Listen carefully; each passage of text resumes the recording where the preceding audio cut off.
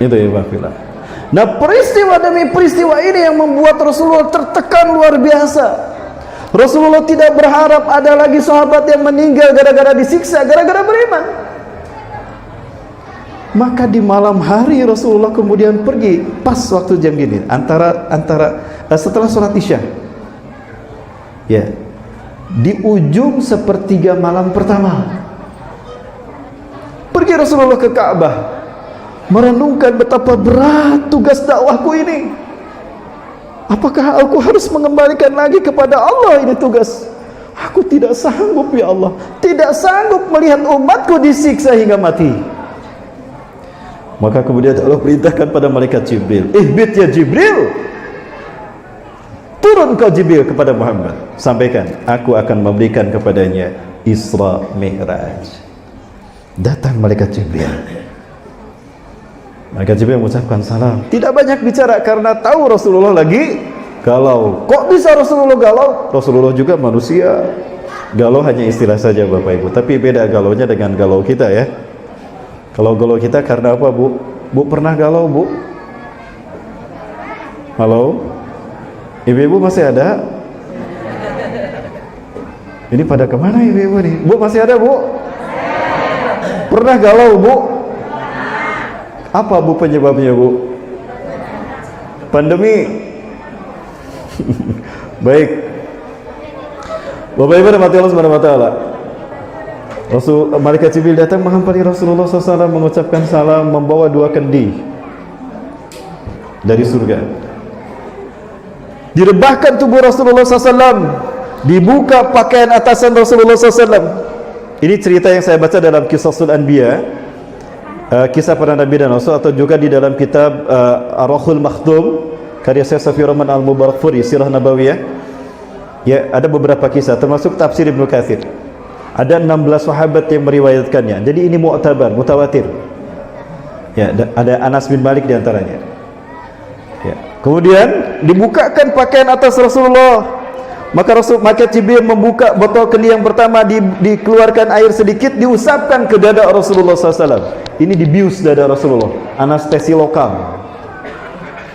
Lalu belati dikeluarkan, ditusukkan dari sini, dibelahkan ke dada Rasulullah SAW sampai ke ulu hati. Maka terbelahlah dada Rasulullah.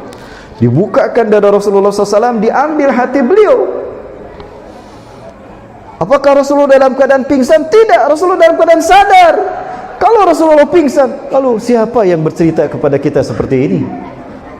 Karena cuma Rasulullah saat itu yang mengalami, betul? Gak ada orang lain, cuma Rasulullah dan malaikat Jibril. Tidak ada yang menyaksikan. Jadi yang terkuat Rasulullah dalam keadaan sadar, makanya dibius tadi. Diambil hati Rasulullah SAW, lalu dibelek, lalu dibukakan. Ada titik hitam di dalam. Ya Muhammad, ya Rasulullah, hada makanun litabitu syaitan ala qalbil insan fi qalbil insan. Wahai Rasulullah, inilah tempat di mana setan bersemayam di dalam hati manusia. Dibuang tuh. Lalu disiram dengan air tadi. Setelah bersih, maka kemudian dimasukkan kendi yang kedua yang berisi hikmah dan keimanan dari Allah Azza wa Jalla, dari surga. Dimasukkan, lalu ditutupkan lagi. Bagaimana hatinya bisa kembali utuh? Dijahit? Tidak. Kebayang kalau dijahit, Rasul liatin aja gini hatinya dijahit sama malaikat Jibril. Ngobrol gitu sama malaikat Jibril, enggak apa. Ditekan oleh malaikat Jibril Allah ciptakan dari cahaya. Kemampuan malaikat Jibril menekan sesuatu yang terbelah, dia disambungkan kembali dengan kekuatan energi yang dikeluarkan tangan malaikat Jibril. Maka utuh kembali hati beliau, disimpan di tempatnya kembali, lalu ditutupkan kembali dada beliau dan ditekan lagi seperti tadi, kembali utuh, tersambung kembali dada beliau tanpa ada tetesan darah. Ini bedah anatomi yang dilakukan Jibril terhadap Rasulullah SAW 2 kali.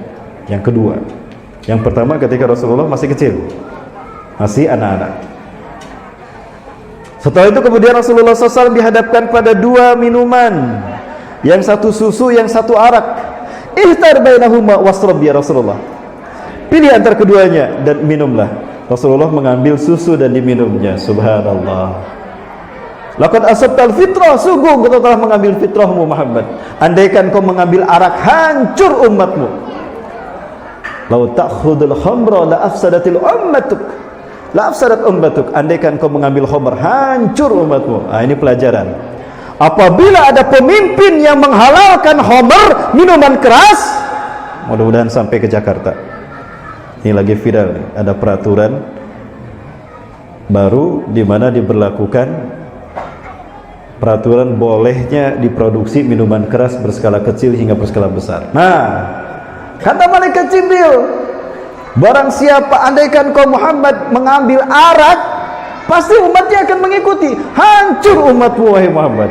Nah, kita tinggal tunggu kehancuran mereka ketika ada pemimpin yang menghalalkan khamr. Betul? Allahu Akbar.